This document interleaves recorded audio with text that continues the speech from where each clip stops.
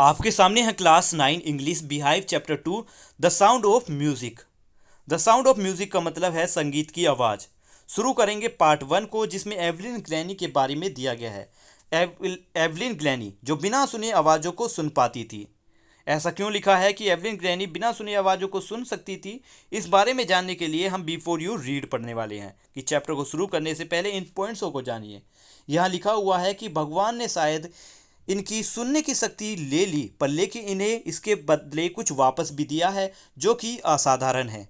जो हम सुन पाते हैं ये महसूस कर पाती है, बल्कि हम में से किसी भी इंसान से ज़्यादा गहराई से ये आवाज़ों को महसूस कर पाती हैं। यही वजह है कि ये संगीत को इतनी सुंदरता से लोगों के सामने एक्सप्रेस कर पाती है, लोगों को सुना पाती हैं। आज हम पढ़ेंगे एक ऐसे इंसान के बारे में जिन्होंने अपने शरीर की कमियों के खिलाफ लड़ाई लड़ी और अपने जीवन को एक सफल गाथा के रूप में बदल दिया। चलिए अब चैप्टर को शुरू करते हैं। इसमें लिखा हुआ है कि व्यस्त समय था, यानी बड़ा ही व्यस्त समय था। भीड़ भाड़ धक्का मुक्की कर रही थी। अंडरग्राउंड ट्रेन प्लेटफॉर्म पर खड़ी ट्रेन के आने का इंतजार कर रही थी। एक दुबली सी लड़की जो 17 साल की होने के बावजूद भी 17 साल की उम्र से कम लग रही थी। बड़ी ही नर्वस थी, यानी बड़ी ही डरी हुई थी, पर फिर भी एक्साइटेड फील कर रही थी। बड़ी ही उत्सुक थी क्योंकि वो ट्रेन के आने की उस वाइब्रेशन की आवाज़ को महसूस कर पा रही थी। ये उसका पहला दिन था prestigious royal academy of music में, यानी एक स्कूल में जो कि लंदन में था। यहाँ पर ये म्यूज़िक सीख सकती थी। पर ये किसी भी स्कॉटिश गांव के किसी भी टीनेजर, यानी कम 17-18 साल की कम उम्र के बच्चों के लिए एक डरावने की तरह था, एक डर की तरह था, क्योंकि ये पहली बार ऐसे स्कूल में आ रहे थे। पर लेकिन इस म्यूज़िक सीखने वाली इस लड़की के सामने इससे बड़े चैलेंजेस थे। सबसे बड़ा चैलेंज कि ये बहरी थी। Second paragraph. एवलिन ग्रैनी ने अपनी सुनने की शक्ति एवलिन ग्रैनी की सुनने की शक्ति धीरे धीरे उससे उससे चली गई। जब उसकी मदर को याद है कि उसने एक दिन ध्यान किया कि कुछ तो कुछ गड़बड़ है, यानी कुछ ना कुछ गलत है। जब 8 साल की एवलिन ग्रैनी अपने पियानो को बजाने का इंतज़ार कर रही थी, यानी स्टेज पर पियानो बजाने के लिए इंतज़ार कर रही थी। उन लोगों ने उसका नाम भी पुकारा, पर वो अपनी जगह से हिली नहीं। तभी एवलिन ग्रैनी की माँ इज़ाबेल ग्रैनी को सडनली अचानक ये महसूस हुआ कि एवलिन ग्रैनी सुन नहीं रही है, उसे सुनाई नहीं दे रहा है। कुछ समय तक एवलिन ग्रैनी ने किसी तरीके से ये अपने आप की अपनी जो सुनने की शक्ति है, सुनने की जो कमी है, उसको छुपाए रखा अपने दोस्तों से और टीचरों से। पर लेकिन एक समय ऐसा आया जब वो 11 ईयर्स की हो चुकी थी और उसके मार्क्स बहुत ज़्यादा बेकार होने लगे थे। धीरे धीरे उसके मार्क्स बहुत कम आने लगे थे, जिसकी वजह से उसकी हेडमास्टर ने उसके पेरेंट्स से विनती की कि उसे एक स्पेशलिस्ट के पास ले जाएं। तब उसके बाद ही सबको पता चला कि इसकी सुनने की शक्ति बहुत ज़्यादा बेकार होती जा रही है, क्योंकि उसकी कुछ नर्व्स, कानों की नसें डैमेज हो चुकी हैं। उन्होंने उसके हेडमास्टर ने इनको एडवाइस किया, उनको एक आइडिया दिया कि उन्हें इसके लिए एक फिटेड हेयरिंग एड्स लगा देने चाहिए। मतलब उनके कानों में एक हेयरिंग एड्स नाम की एक मशीन आती है, जिससे कोई इंसान सुन सकता है। एक ऐसी मशीन को उसके कानों में लगा देना चाहिए और इसे एक बहरे बच्चों के स्कूल में पढ़ाना चाहिए। तब ये बात सुनकर एवलिन के सामने एकदम से ऐसा लगा जैसे उसके सामने अंधेरा छा गया हो, सब कुछ ब्लैक हो गया हो। बट लेकिन एवलिन इतने में हार नहीं मानने वाली थी। उसने फैसला कर लिया था कि वो एक साधारण ज़िंदगी जिएगी और अपने म्यूज़िक सीखने, एक संगीत सीखने का जो उसके अंदर रुचि है, वो उसके अंदर जो इंटरेस्ट है, उसको जारी रखेगी। एक दिन एक दिन उसने ये नोटिस किया कि एक गर्ल जाइलोफोन बजा रही है। जाइलोफोन, जिसकी पिक्चर आप साइड में देख सकते हो, ये जाइलोफोन है। ऐसे ही जाइलोफोन एक लड़की बजा रही थी। तभी उसने फैसला किया कि वो भी ऐसे ही जाइलोफोन को बजाएगी और वो भी ये इस जाइलोफोन बजाना सीखेगी। उसके ज़्यादा टीचर ने उसको डिस्करेज किया, यानी मना किया कि वो ऐसा नहीं कर पाएगी। पर लेकिन एक परक्यूशनिस्ट, यानी एक ऐसा व्यक्ति जो कई इंस्ट्रूमेंट्स को बजाने की रुचि रखता है, यानी उसे कई तरीके के इंस्ट्रूमेंट बजाने आते हैं, एक ऐसा इंसान जिसका नाम था रोड फोर्बस, उसने इस बच्ची के अंदर की क्षमता को पहचान लिया और उसने रॉब फोर्बस ने एवलिन ग्लैनी के सामने दो बड़े बड़े ड्रम रखे और उनमें अलग अलग तरीके की धुन बजाई। तब उन्होंने एवलिन ग्लैनी से कहा कि इनको अपने कानों से मत सुनो। उन्होंने कहा कि try to sense it some other way, इनको अदर किसी और तरीके से महसूस करने की कोशिश करो। तभी एवलिन ग्लैनी बताती हैं कि अचानक मुझे अपने शरीर के, अपनी कमर के निचले कमर के ऊपर हिस्से वाले में मुझे हाइयर ड्रम यानी ड्रम की तेज आवाज़ वाली धुन महसूस होने लगी, और लोअर यानी कमर के निचले वाले हिस्से में जो लोअर ड्रम की आवाज़ थी वो महसूस होने लगी। यानी ऊपर वाले हिस्से में जो तेज़ धुन थी वो महसूस हो रही थी, और कमर से नीचे वाले हिस्से में धीमी आवाज़ धुन की महसूस हो रही थी। और ऐसी एक्सरसाइज वो उसके टीचर यानी रॉन फोर्बेस ये बार बार कराते रहे, और अचानक क्या हुआ कि एवलिन ग्लैनी को अलग अलग धुन अपने शरीर पर महसूस होनी शुरू हो गई। तब उसने कहा कि मैं इन आवाज़ों को, इन धुनों को और वाइब्रेशन को सुनने के लिए, इनको महसूस करने के लिए अपने दिमाग और अपने शरीर को खुला रखती हूँ। यानी अपने खुले दिल से, अपने खुले मस्तिष्क से इन आवाज़ों को सुनती हूँ, इनको महसूस करती हूँ, और बाकी काम, जो बचा हुआ काम है, वो मेरी दृढ़ संकल्प और मेरा हार्डवर्क कंप्लीट कर देता है। तब आगे बताया उन्होंने कि उसके बाद, इतना सीखने के बाद उन्होंने फिर पीछे मुड़कर नहीं देखा। इसके बाद वो यूनाइटेड किंगडम में भी गई अपने ऑर्केस्ट्रा यानी अपने साथियों के साथ म्यूज़िक प्ले करने के लिए। तब उस समय वो 16 ईयर्स की थी। उन्होंने फैसला किया कि वो अपना पूरा जीवन संगीत को ही समर्पित कर देंगी, यानी संगीत में ही लगा देंगी। उन्होंने रॉयल एकेडमी ऑफ म्यूज़िक में ऑडिशन दिया, जहां पर अकेडमी के इतिहास में, उस रॉयल एकेडमी के इतिहास में सबसे ज़्यादा हाईएस्ट मार्क्स स्कोर करने वाली ये पहली महिला थी। फिर उन्होंने अपने इस ऑर्केस्ट्रा के काम को छोड़कर सोलो परफॉर्मेंस करना शुरू कर दिया। सोलो परफॉर्मेंस जिसमें ये अकेली गाती थी, या मतलब अकेली ये इंस्ट्रूमेंट प्ले किया करती थी। और अपने कोर्स के आखिरी 3 सालों में, आखिर 3 सालों में उन्होंने सबसे टॉप अवार्ड को भी अपना मतलब टॉप अवार्ड को भी हासिल कर लिया।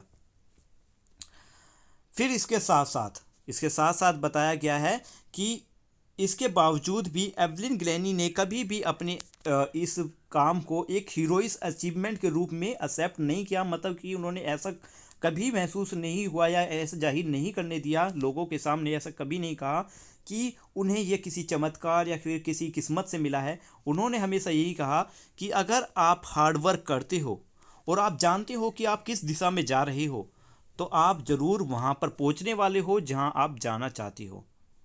और इसी तरीके से ये भी सबसे ऊपर पहुँची हैं, और दुनिया की सबसे ज़्यादा डिमांड करने वाली, सबसे ज़्यादा वर्ल्ड में मांग करने वाली परक्यूनिस्ट है ये। परक्यूनिस्ट, मैं फिर से बता देता हूँ, वो इंसान जिसे अलग अलग तरीके के इंस्ट्रूमेंट बजाने आते हैं, और ये इन्हें थाउजेंड्स ऑफ इंस्ट्रूमेंट्स में महारत हासिल थी। और ये इतनी बिजी थी कि इन्होंने इंटरनेशनल शेड्यूल रखना भी शुरू कर दिया, यानी ये बहुत ज़्यादा मशहूर होती चली गई। अब पैराग्राफ नंबर 6 पे आ जाती है। इसमें लिखा हुआ है, रुकिए एक मिनट, हाँ, इसमें लिखा हुआ है कि एवलिन ग्लैनी को अपने काम को देखते हुए, एवलिन ग्लैनी के धुन को सुनते हुए, एवलिन ग्लैनी के फंक्शंस को देखते हुए लोगों को बड़ा ही आनंद आता था। उन्हें बड़ी ही खुशी होती थी एवलिन ग्लैनी को काम करते हुए देखकर, क्योंकि वो बिना सुने ही अपने इस काम को बड़ी ही बेहतरीन तरीके से किया करती थी। वो एक या दो वर्ड भी अपने मिस नहीं कर पाती थी सुनते वक्त। और पर लेकिन वो ये ज़रूर कहती थी हंसते हुए कि जिन आदमियों की दाढ़ी बड़ी होती है, उनकी बातें समझने में मुझे बहुत ज़्यादा परेशानी होती है। ऐसा क्यों है? क्योंकि उन्होंने बताया है कि उन्हें लिप्स पढ़नी पड़ती हैं, उन्हें लिप्स देखने पड़ती हैं, और साथ ही पूरा चेहरा देखना पड़ता है, और उनकी आंखें भी देखनी पड़ती हैं। इन सारी चीज़ों से वो आवाज़ें समझ पाती है। और उनकी जो भाषा है वो है स्कॉटिश, यानी वो स्कॉटिश में बड़ी ही अच्छी हैं, वो बड़ी ही अच्छे से भाषाएं बोलती हैं। और उन्होंने ये भाषा तभी सीख ली थी जब वो 11 साल की थी, क्योंकि 11 साल तक वो आराम से सुन पाती थी, और उन्होंने इस भाषा को अच्छे से सीख लिया था। उन्होंने कहा कि She say, but that does not explain how she managed to learn French and master basic Japanese. पर उन्होंने ये इस बारे में कभी नहीं बताया कि उन्होंने फ्रेंच कैसे सीखी और वो बेसिक जैपनीज की मास्टर कैसे बनी, यानी ये दोनों भाषाएं उन्हें कैसे आई, इसके बारे में कोई प्रमाण नहीं है। अब आ जाते हैं 7th पैराग्राफ में। एज फॉर म्यूज़िक, एक संगीत के लिहाज पर हम उन्होंने एक्सप्लेन किया कि उन्होंने कहा कि जो संगीत है ये उनके अंदर हर शरीर के हर अंग से उनके अंदर पहुंचता है। जब संगीत इनके तक पहुंचता है तो ऐसा लगता है कि जैसे इनकी स्किन में कुछ वाइब्रेशन हो रही हो, ठीक है, इको की आवाज़ आ रही हो, उनकी गालों की हड्डियों में आवाज़ें आ रही हो, धुन की महसूस हो रही हो, यहाँ तक कि उनके बालों में भी धुन महसूस होती थी। जब वो जाइलोन फ़ोन बजाती थी तो उनकी उंगलियों में उस धुन की आवाज़ महसूस होती थी जाइलोफोन की, जब वो स्टिक से पकड़कर उस जाइलोफोन को बजाती थी। यहाँ पे आप ऊपर ही देख लीजिए, यहाँ पर ये स्टिक को लेकर जब जाइलोफोन को बजाती है तो इनमें वाइब्रेशन होती है और ये वाइब्रेशन इनकी फिंगर्स तक पहुँचती हैं, जिसे ये संगीत महसूस कर पाती है। नेक्स्ट बताया गया है by leaning against the drum, यानी ड्रम की तरफ झुकते हुए वो उस ड्रम की आवाज़ को महसूस कर पाती हैं अपने शरीर में, कि किस तरीके से उस ड्रम की आवाज़ वाइब्रेट हो रही है और साथ साथ उनके वाइब्रेशन उनके शरीर में फ्लो हो रही है।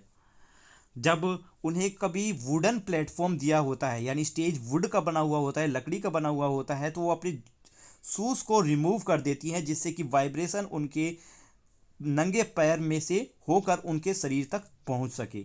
इस तरीके से वो अपने पैरों से संगीत को महसूस कर पाती थी।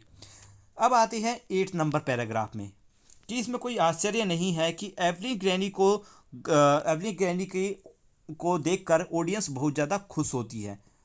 1991 में Royal Philharmonic Society prestigious soloist of the year के अवार्ड से इन्हें नवाजा गया। यहाँ पे देखिए बहुत बड़ा नाम है तो इसे पढ़ लेना। इस अवार्ड से इनको नवाजा गया था। उन्होंने कहा कि इनके एक यहाँ पे लिखा हुआ है सेस मास्टर परक्यूनिस्ट जेम्स ब्लेड एक मास्टर हैं जो कि अलग अलग धुन बजाते हैं, यानी उन्हें भी म्यूज़िक में बहुत ही ज़्यादा महारत हासिल है। तो उन्होंने यही बात इनके लिए कही थी कि शायद भगवान ने इनकी सुनने की शक्ति इनसे ले ली, पर लेकिन इनके विपरीत इन्हें कुछ असाधारण भी दिया हुआ है। जो हम महसूस कर पाते हैं, ये जो हम सुन पाते हैं, ये उन्हें महसूस कर पाती हैं, बल्कि कि हम में से किसी भी इंसान से ज़्यादा गहराई से ये उन आवाज़ों को महसूस कर पाती है। इसी वजह से ये संगीत को इतनी सुंदरता से एक्सप्रेस कर पाती है। एवलिन ग्रैनी ने यह भी माना कि वो वर्काहोलिक है। वर्काहोलिक कहने से मतलब है कि वो काम में बहुत ज़्यादा व्यस्त रहती है। वो कहती है कि उन्हें बहुत ज़्यादा मेहनत करनी पड़ती है, यहाँ तक कि क्लासिकल म्यूजिशियन से भी ज़्यादा मेहनत करनी पड़ती है। क्लासिकल म्यूज़िक यानी जो सारे गामापा जैसी संगीत गाती हैं, इन म्यूज़िक से भी ज़्यादा उन्हें मेहनत करनी पड़ती है, पर लेकिन इसका जो रिवॉर्ड है बहुत बेहतरीन होता है। इन्हें मशहूर हो जाती हैं ये, और इन्हें लोगों की तारीफ़ें भी मिलती हैं। अपने रेगुलर कॉन्सर्ट करने के विपरीत भी ये और भी फ्री कॉन्सर्ट करती हैं, जैसे जेलों में, हॉस्पिटल्स में लोगों के लिए कॉन्सर्ट किया करती है। और ये उन लोगों को ज़्यादा प्रायोरिटी देती है, उन लोगों को ज़्यादा अहमियत देती है जो कि यंग म्यूजिशियन हैं, जो अभी अभी म्यूज़िक सीख रहे हैं। एक एन रिचलिन नाम की एक पर्सन जो कि डीफ चाइल्ड यानी जो बहरे बच्चे होते हैं, तो उनके जो फंड दिया करती हैं, उनमें से एक एन रिचलिन नाम की एक पर्सन है जिन्होंने कहा था she is shining inspiration for deaf children.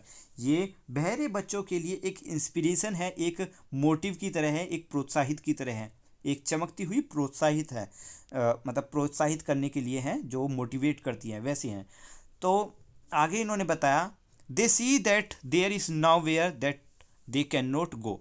ऐसी कोई जगह नहीं है जहाँ पर ये बच्चे जा नहीं सकते। यानी इन्होंने कहा है एनी रिचलिन ने कि जो डीप बच्चे हैं, जो बच्चे सुन नहीं सकते, उनके लिए एवलिन रिचलिन एक आइडल है जिनकी से बच्चों को ये समझ में आ चुका है कि कोई वह बच्चे कहीं भी वो चाहे तो चीज जहाँ चाहे वो उस मुकाम को हासिल कर सकते हैं। पैराग्राफ नंबर 10 जो लास्ट पैराग्राफ है, इसमें बताया गया है Evelyn Glennie has already accomplished more than most people twice her age. Evelyn Glennie ने अपने जीवन में वो सब हासिल कर लिया जो कि उसके उम्र के दुगने उसकी उम्र के जो दुगने व्यक्ति होती हैं वो हासिल कर पाते हैं। यानी अपने उम्र से दुगने उम्र के जो व्यक्ति हासिल कर पाते हैं उन्होंने अपनी कम उम्र की जीवन में ही वो सब कुछ हासिल कर लिया है।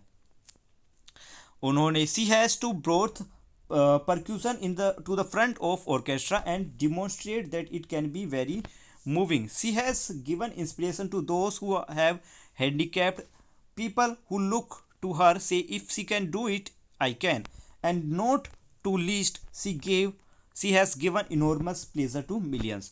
तो यहाँ पर बताया गया है कि उन्होंने अपने इस काम से लोगों के सामने इस तरीके से परफॉर्मेंस करके लोगों के सामने एक अपनी एक पहचान बनाई है, जिससे जो हैंडीकैप लोग हैं जिनके शरीर में कुछ कमियां हैं उनके लिए एक इंस्पिरेशन है, एक आइडल हैं जिनको देखकर लोग भी ये कहते हैं कि अगर ये कर सकती हैं तो हम क्यों नहीं कर सकते, अगर एवलिन ग्रैनी कर सकती है तो हम भी कर सकते हैं।